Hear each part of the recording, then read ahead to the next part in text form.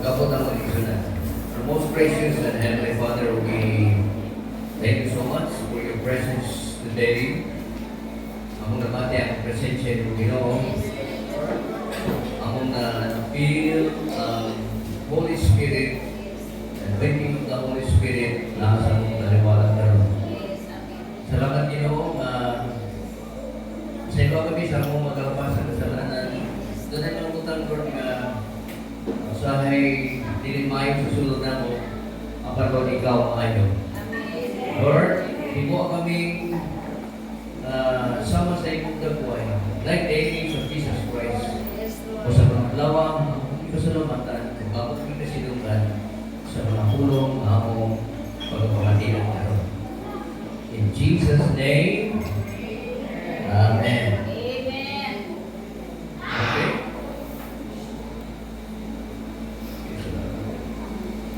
Salamat sa Ginoo mga kaigsunan. Hallelujah. Naman yung mga kinabuhi, mga kaigsunan, kaigsunan to, we need to prepare for the message of today. We have a very deep message for today.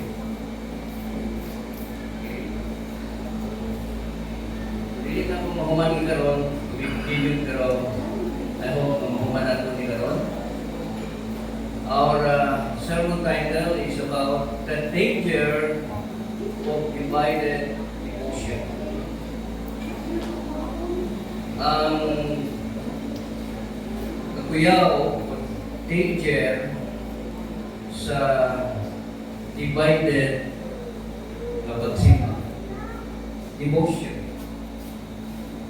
The Bible says, you cannot serve two masters.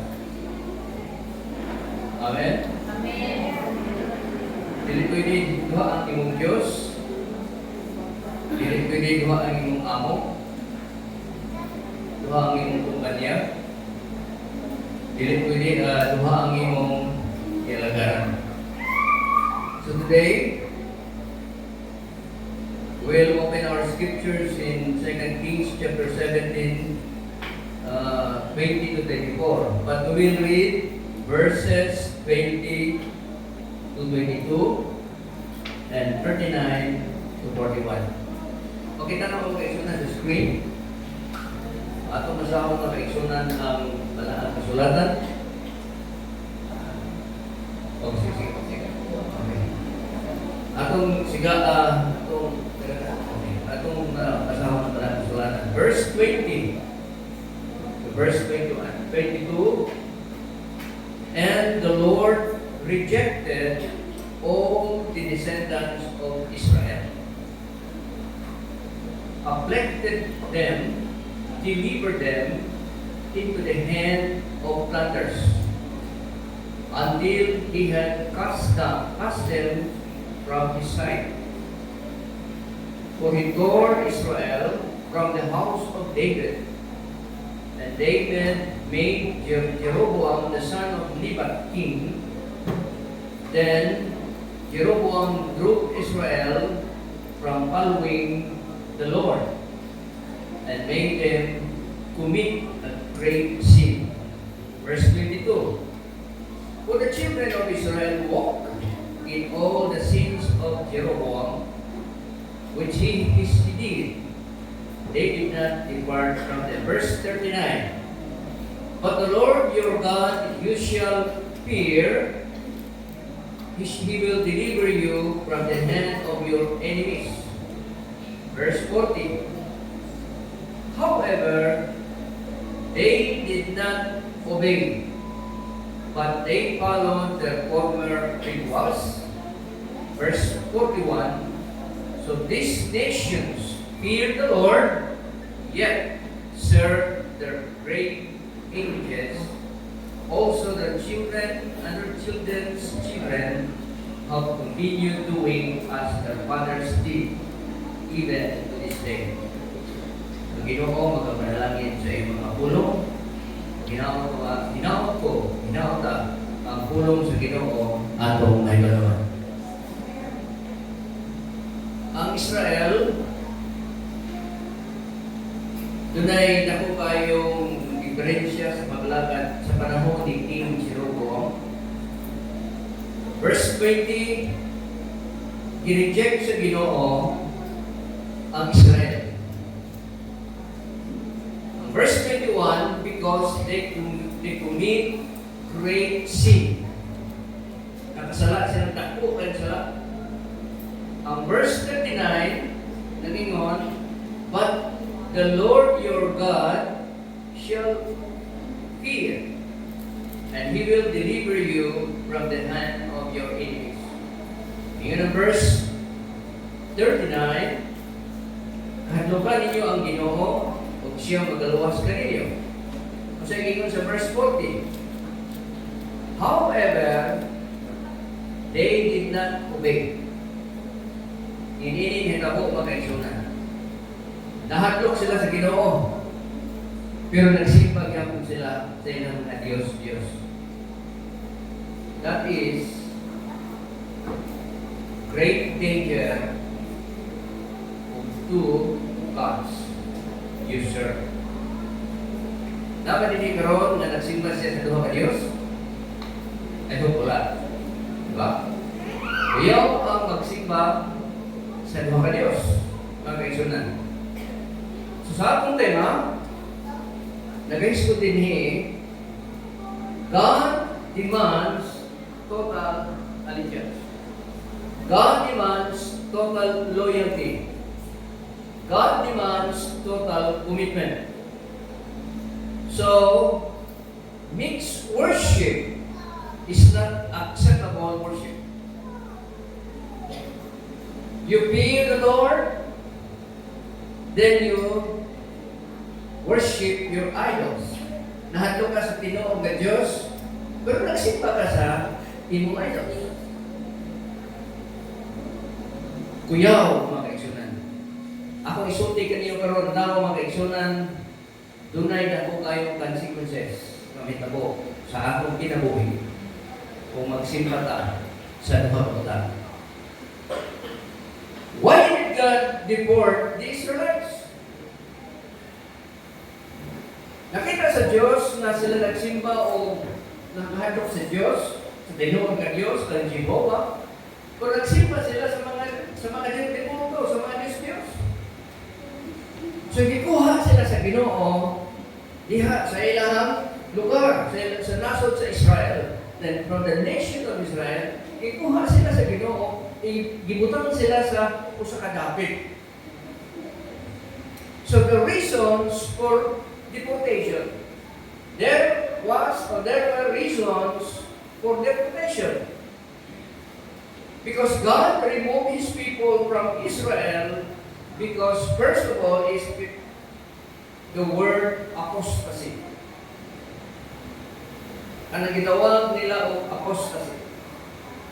Ikuha sila sa Diyos, sa ilahang balay, sa ilahang nation, sa ilahang church. Ikuha sila dito sa ilahang church, o bibutang sila sa usa ka lugar because of apostasy. Secondly, because of idolatry. Third, Baal worship. Fourth, cow worship. And sacrificing of children. So, gikuha sila sa Ginoo. Israel was now an empty church building. Sometimes, in our church, sa atong simbahan, makaigsunan, muhawag ka sa Ginoo. Diha, kung ibutang ka sa dapit, diin dito, mawala ka, mahilayo ka sa mga pagsimba sa mga Diyos-Diyosan. So what is apostasy? Apostasy in the Bible is the total rejection of Christian faith. Nakita sa Ginoo na ang mga Israelites, nawala ang ilang Christian faith. Nawala ang ilang faith diha sa Ginoo. So God delivered them from their own nation. Because the word apostasy from the Greek word apostasia, meaning rebellion. The word apostasia from the Greek word which means rebellion. They revealed the Lord. Because the word apostasia in Greek word, it signifies a turning away from God. They turn away from God. Na sila sa ilang simbahan, nagtuo sila ng Jehovah, nagtuo sila sa God the Father, nagtuo sila sa Diyos, but they worship their images. That's very dangerous. Kuyaw, kahit ka na mga isunan, you cannot serve two masters. Idolatry is the worship of physical object, image, for a person as a deity, or excessive devotion to a concept of thing that pleases God. Idolatry is a worship of image, a worship of a person, a worship or excessive devotion for a concept or a thing that replaces God. Sa akong kinabuhi, dinhi ini atong pag-alagad sa Ginoo. Kung doon na gani butang malabaw pa sa Ginoo. Labaw pa sa Ginoo. Like for example, is often understood today as placing anything such as money. Kung labaw ang money kaysa imong God, you are worshiping idolatry. Money, career, your work, your job, your occupation, labaw pa sa pagsimba sa Ginoo, that is idolatry. Self, labaw pa sa kaysa Ginoo, that is idolatry. Above is spiritual or absolute devotion. Labaw pa kaysa Ginoo, that is idolatry. So Israel, they believe God. They have faith in God. But they have their idolatrous worship. So ko ang Ginoo sa mga butang sama ni ana mga kaigsoon. So pwede ang imong idolatry ang imong kwarta. Dili ka kasimba kay nag-business ka. Dili ka kasimba kay doon na kay trabaho. Dili ka kasimba doon kay wala ka niini, wala ka niadto. O niya labaw sa mga butang spiritual o sa mga absolute devotion, labaw pa kay sa Ginoo, that is idolatry. So, unahan mo na ito, yun ang Ginoo. Amen. Sa atong kinabuhi, mga kaigsunan, unahan yun ang Ginoo sa atong kinabuhi. Amen. Silusong ito. God is jealous for those who worship image. Ay, mingon na asawa rin silosa. Ay, mingon nga ba na rin siloso. Ginoo may siloso mga kaigsunan, labaw sa tanan. Liwat na ka sa Ginoo, kasi siloso. Dili siya gusto nga magsimba ka sa lain pang butang. Dili siya gusto nga musunod ka sa mga butang na lain. Gusto na Ginoo nga siya ko'y sundon, siya ko'y alagaron, siya ang simbahon, siya ang tagaan sa pasinungog mga kaigsunan. Because God is worthy to receive your praise and worship.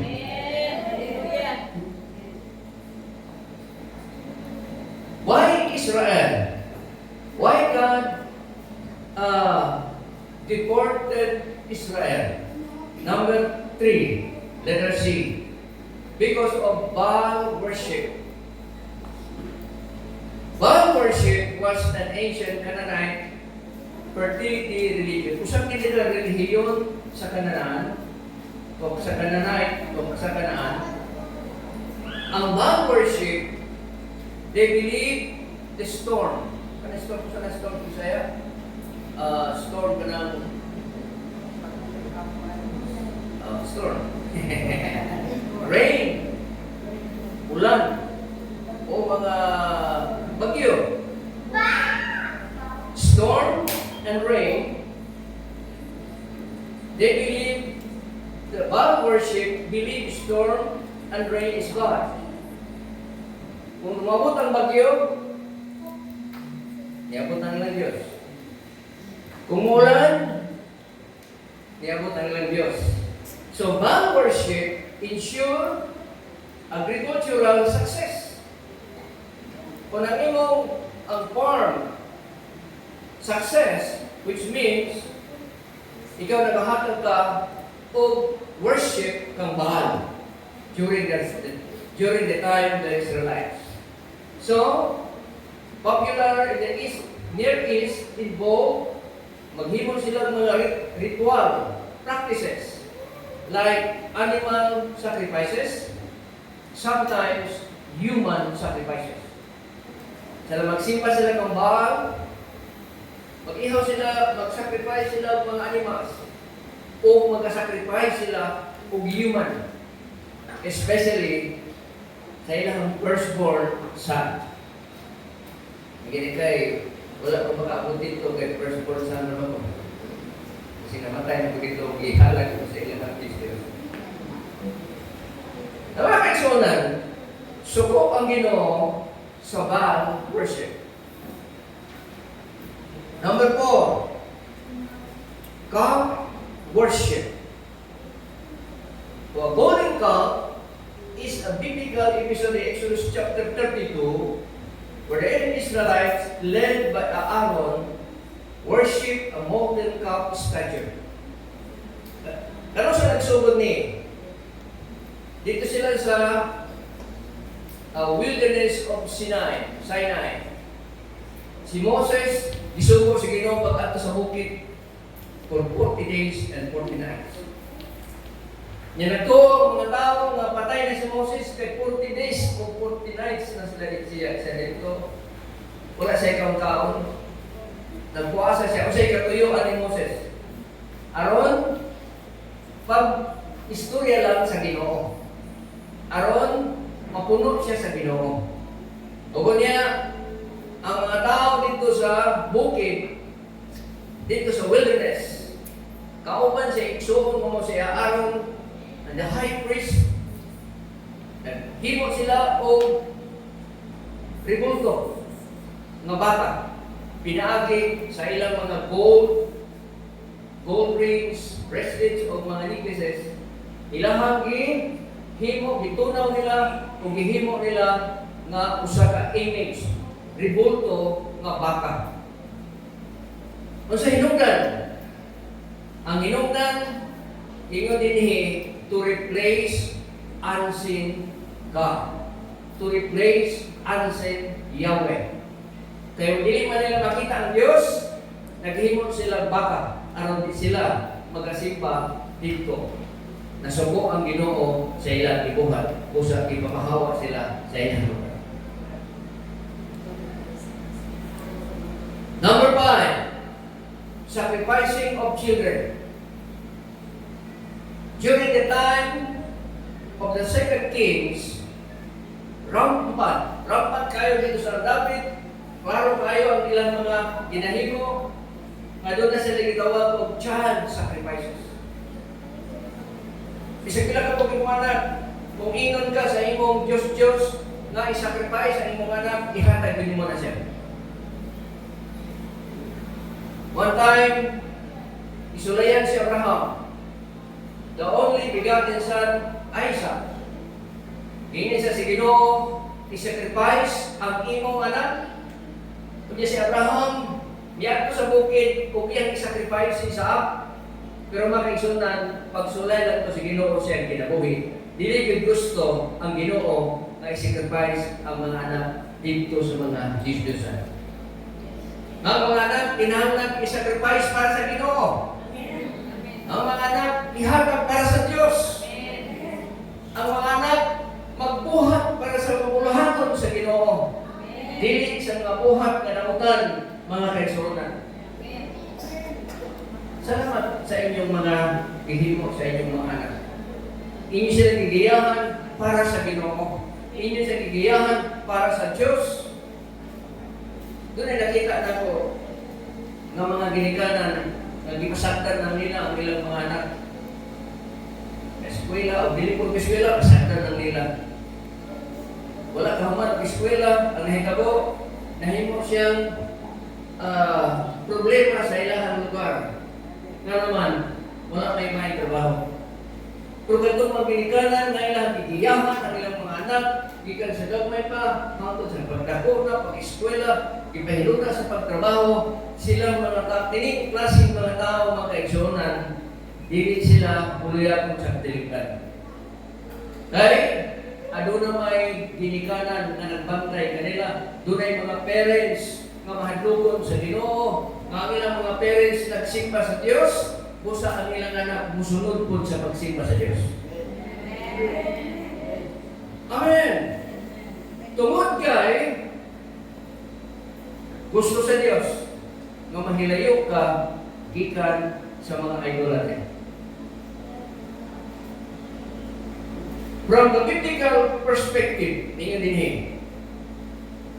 the idea that God allows a person to live or to be removed from the comfort zone because sin is a form of divine discipline or design for ultimate restoration. Explain na ito, protection na. Sa panlantaw sa Biblia o biblical perspective, ang ideya sa Diyos na tugutan sa Ginoo nga mupahawa ka sa imong comfort zone. Kung sa may imong comfort zone, maayong trabaho, nagkipapahawa ka sa Ginoo dito. Ano naman, siguro din sa imong trabaho, involved ka sa mga dili maayong na trabaho.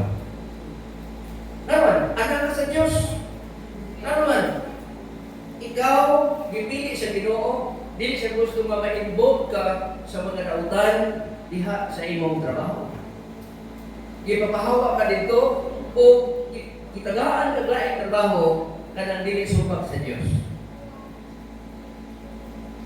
Gusto sa Ginoo nga i-remove ka sa imong comfort zone. Sa ganang pagkaisunan na tagbaw na ka sa atong comfort zone, diha takbaw na ko, siguro diha mga tigulang, diha na ko mag-retire, pero magkaisunan, diha sa sulod sa imong trabaho, dili mahimuot ang Ginoo sa imong kinabuhi. Tugutan sa Ginoo, mahuwaon ka diha. Kadahan kang trabaho, nga kanang trabaho nga dili supak sa iyang kabugot. Daghan ko nakailang kaigsunan. Napi nakailang na sundalo, staff sergeant. Kunya sa amin, ni resign siya sa pagsundalo, pastor.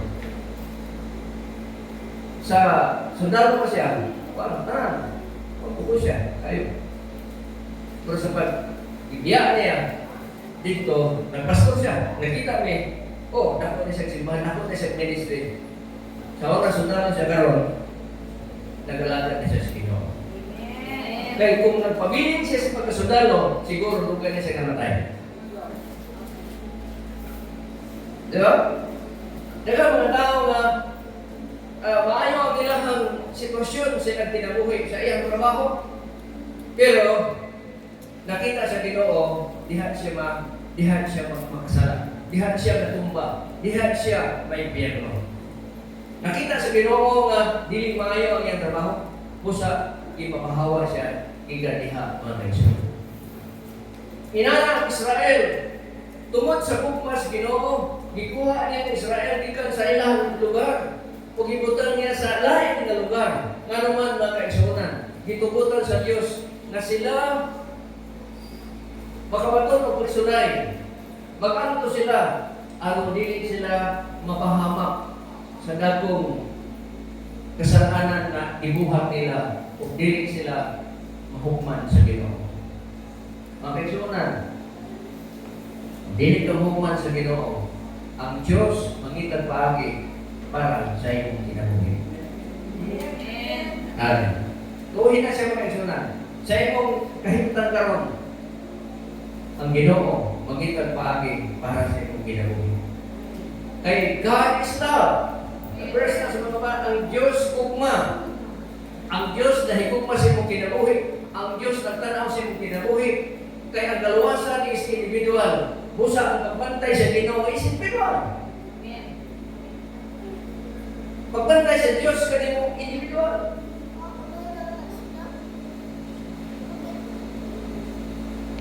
Pastor ko sa Surigao,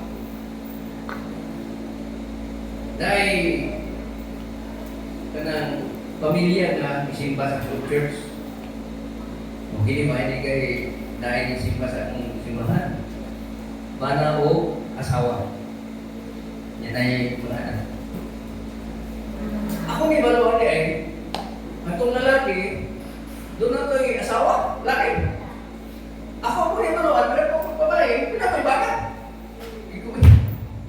Akong problema rin sa akong simbahan. Nalipay ka nga ni simba sila dito, kay madugagan na yung simbahan. Kato yung lalaki, doon na dito yung pamilya. Yan kato pong babae, doon na yung pamilya, nagtanan sila, nagtaban, nahimo sila Christian. Pag nahimo sila Christian, nisimba dito sa ako simbahan. Akong problema. Nang-alam yung hawa akong isimba man. Lang, bro, apa ko diligay? Dilibay yung wala. Ang ginan, ang ginora, mao'y magkapahawa ninyo. Ang ginora, wala pabot ang bilang adlaw magkaigsunan. Nanghawa sila. Ang akong gihimo, tudlo, waling, pag-ampo ala kanila, sila magkaigsunan ng hawak sila. Karon, dili sila na yan. Umuatuban sa Diyos. Nagtuo sila sa Diyos. They worship God. Nagsimba sila sa Ginoo kung naghimo sila sa mangutang dili mayo. That is very dangerous. Kuyaw kanya tubangan sa Ginoo mga kaigsunan. Amen? Amen.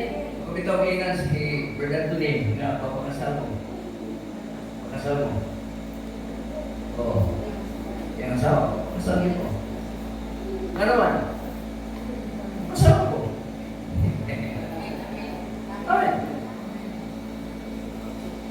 Spend Diyos. Ayaw pagdura-dura tubangan sa Ginoo. Seryoso kang maglagad sa Ginoo. Ay kung dili mo himo ang makaigsunan, maputas punto karon dinhi. Ang Ginoo magadisiplina sa imong kinabuhi. Kuyaw ra ba ang disiplina sa Ginoo makaigsunan? Tama. Kuyaw. Diba? Ano sa mga Espanyol kami, ako lulo kay kung naman dito kung Espanyol lumay. Basta kung magkuhan sila, magkatos ko sila makaigsunan, grabe kayo. Mamutot lang ganyan sa kananan, mana. O, grabe yun. Oo. Grabe mo ka disiplina.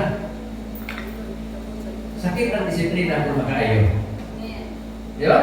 So, pag-eksonan, papahawaon ka sa iyong comfort zone.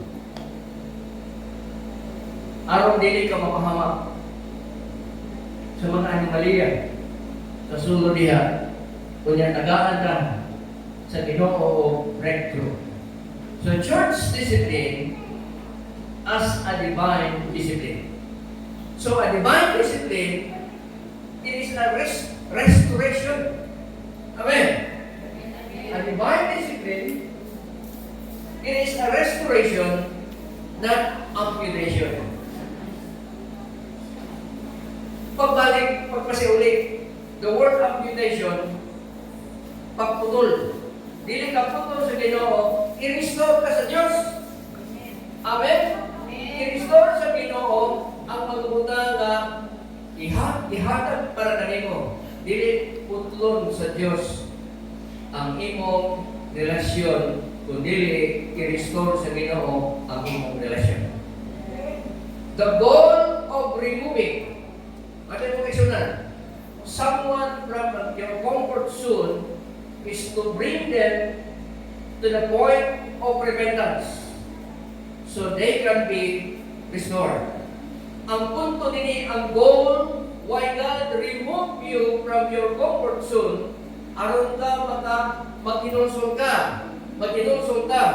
aron ma-restore ka, magbalik diha sa mga kamot sa Ginoo, mga kaigsunan. Amen. Amen. Hallelujah. Ako nakita mga kaigsunan. Sa mga makina sa sakinan, ako di ko expert yan. Para makina, doon ay gamay kang piyesa niya. Kung mawala ng gamay ng piyesa niya, mga kaigsunan, hindi na namatay yung sakinan. Right? Kompleto, ako tayo. Atong ingon ni Teres dito sa Toyota. O, dili mo na lang yung Hilux, brand new. Manda pero buwa dito sa computer, error. I-check. Wire lang gamay kayo wire. Nagikutkot siguro sa ilaga. Brand new nga Hilux. Dili na mo gana.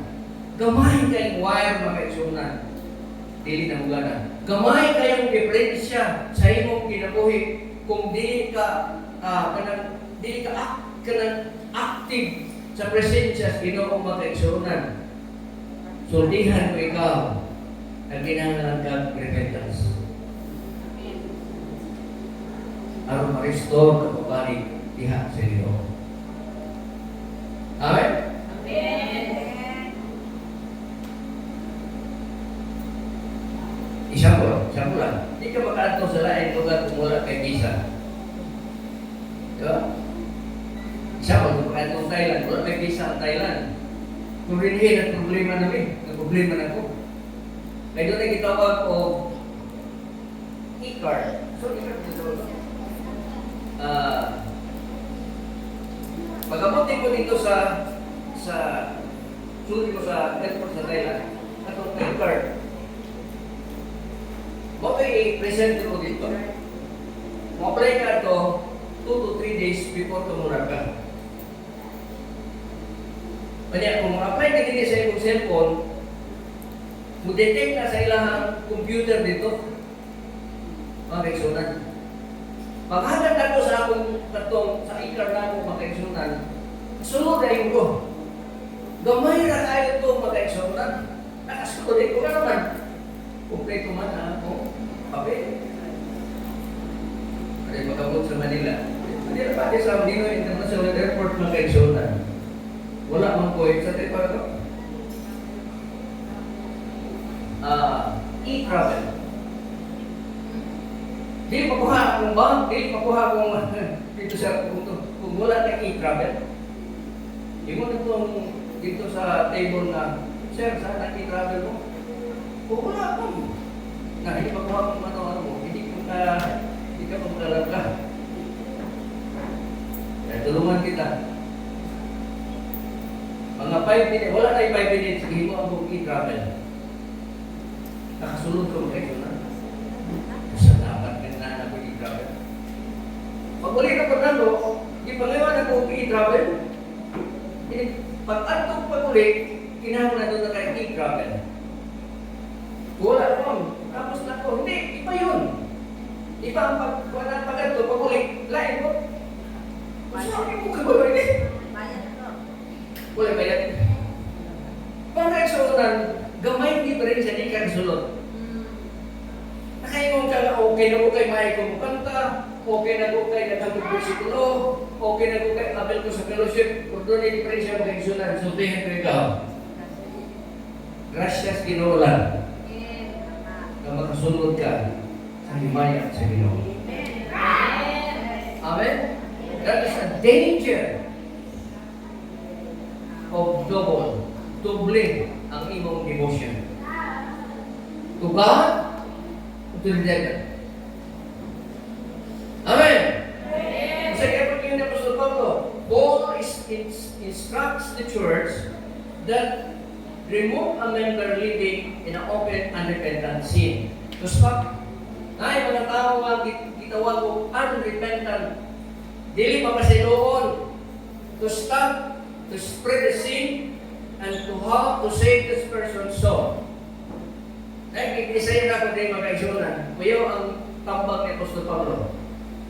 Ining tawhana kinahanglan inyong itugyan ngadto sa tanas. Kung si Pablo imong patuon mga kaisunan itugyan kani sa tanas.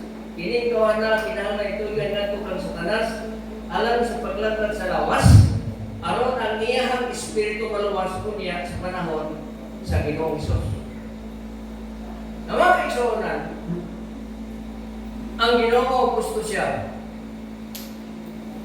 nga walay buling o mancha ni katubang na to diha kaniyang pag-exuna. Ang Revelation, kitang tanan, tagaan kita o maputi na kanitawag white robes, symbolizing or represents your righteousness of God in you. Ang pagkamatarong sa Diyos kana ang kanimo mga kaigsunan. So God's purpose in departure, allowing consequences to teach. Ang purpose na gikuha ka niya nakita, na gitransfer ka sa kadapit, kaya aron tudlungan ta sa Ginoo. God may allow someone to leave or to expel, to face the harsh realities of life without covering the church. Hawa ka mag-aksyon sa Diyos. Wala, pastor din makapahawa. Diyos lang ang makapahawa. And hoping they will come to their senses. Hanggang nga ang Ginoo, sikiling tao, magkahatag siya o kapasiluan ngadto sa Diyos. First is, the purpose is to purify the church. Paghidlo sa simbahan, mga kaigsunan. God sometimes exposes hidden sin to clean up His house and to maintain the purity. Hinluan sa Ginoo ang iyahang simbahan. Hinluan sa Diyos ang iyang magatuhan. Expose sa Ginoo ang iyahang mga kalapasan o kasalanan aron mahinluan ang lawas ni Kristo ang Kristo. Warning.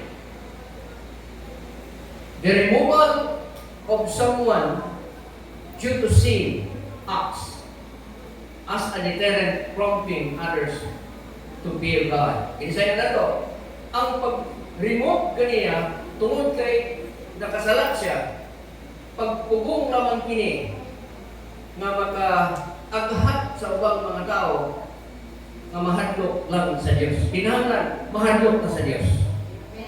Amen. Amen. Hallelujah. Diyos lang ang makahimo ni makigsunan dili ang tao. Katapusan, the danger of living or staying. The best place to overcome sin is inside. The best place to overcome sin is inside.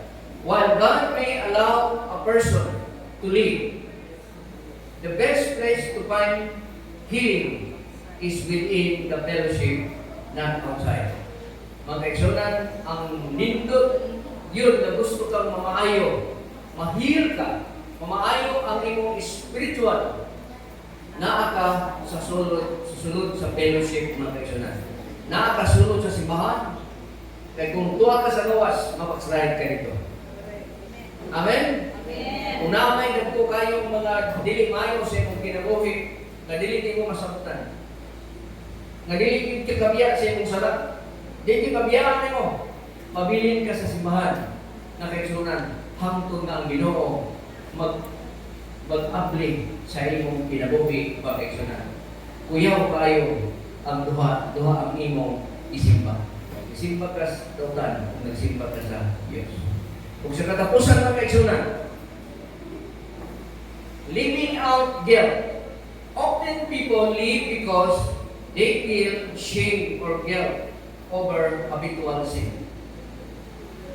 Kanang habitual sin. Kanang habit na yun niya na naghimok sala, di ko niya kabayaan.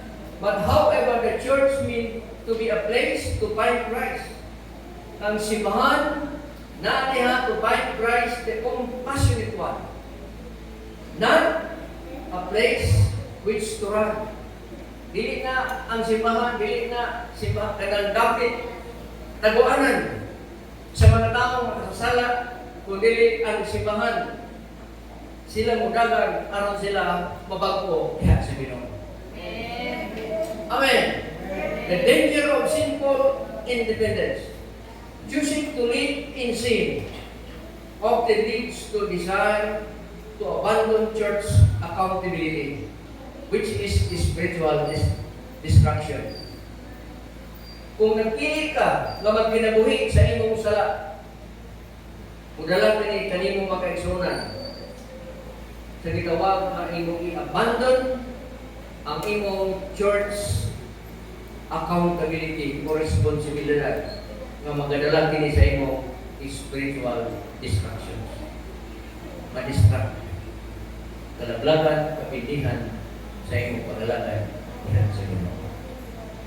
Mga kigsunan, ang mensahe karon, uyaw kayo ang imong kalapasan kasalanan, dili nimo ihatag sa Ginoo. Kaya gitawag nila kung habitual sin. Simba ka, awit ka, kasi tawagan na hatag ang verse. Apis ka dyan sayaw-sayaw, kung na kagihimo nga sala na dili mayo tubangan sa Ginoo. That's very dangerous. We okay na sa Ginoo. Very, very dangerous. We okay sa Ginoo. Very dangerous. Well, God may permit a person to go out from the church due to sin. It is often viewed as loving. Siguro, ay lahat, dalawa lagi mong kinabuhi. Pero hindi ko magkas Ginoo. That is an act of discipline to bring a sinner to their knees and back into the fold. Rather than a final abandonment kaya hindi ko magkas Ginoo. Mabitaw ka na ka sa simbahan. Aron ibuhos ni mong kinabuhi. Hatang ni mong kinabuhi. Diha sa Ginoo. Amen?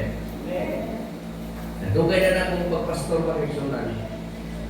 Akong kimaluan na ang pag-alagad nato sa Ginoo, this is eternal. The Bible says, for God to love the world that He gave His only begotten Son, that whosoever believes in Him should not perish but have everlasting life.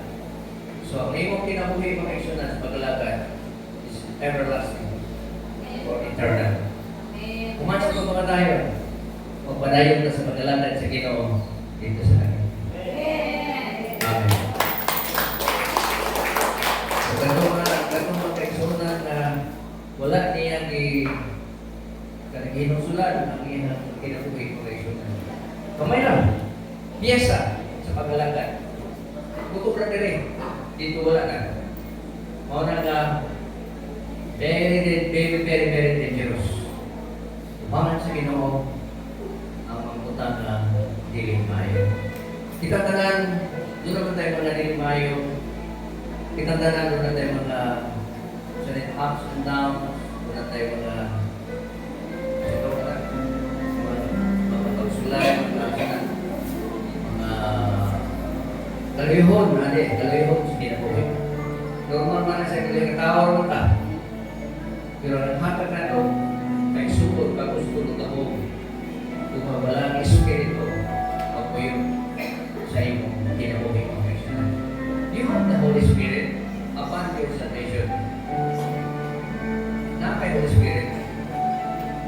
Nung ka sa tuliwali na ito dito sa tuyong ito, katong sa ka-estudyante ka na, Naresekta ko itong summer class. Napakong siya dito sa laging makanin.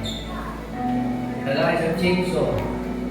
Mga natagyan na, papunta ng mga tao dito sa likod, papunta. Mga duha na oras na duha, magiging ulit ko tao. Nag-complain siya, sir, nag-complain siya. Ang imong gihatag na chainsaw, dili makaputulog kahoy. Pagbuha sa tagiya yan diraan or iandar. Diraan din na sir. Pag-andar, makaputol na dagang kahoy. The Holy Spirit is like pandalo ni mo Holy sa sulod ni mo Holy Spirit. Indara siya. Kung niya makahimo na siya sa daghang magputang makaisunan. So, ang Ginoo kapadalagin sa iyong mga pulong, I hope na ang pulong sa Ginoo makakausap sa atong Ginoo. Amahan ako kalagit nun. Diyos na mga nagagahon sa tanan. Salamat Ginoo na ang imong mga pulong sa 2 Kings. Naghahatag kini ka lang Lord o pagkumalan ko na kami usahay ng sala ato kanimo. Doon kami mga tinaguang mga sala, tinaguang mga dilimayo sa mga kinabuhi. Lord, mabutrang panahon na i-expose na yung kinabuhi. Diha kanimo Lord, kung kami ayaw pasayo kanimo Lord, I'm sorry. Hallelujah. Mamang mga sa i-restore mo Ginoo ang kinabuhi. Kay mao ni yung katiyuan. There is no holiness. No one goes to heaven. Salamat Ginoo. Salamat Lord sa mga pulong. Ito ko lang ay ngawang sa among kinabuhi. In Jesus' name. Amen. Amen. Dapat ka itong pulong sa inyo. Kung ito ay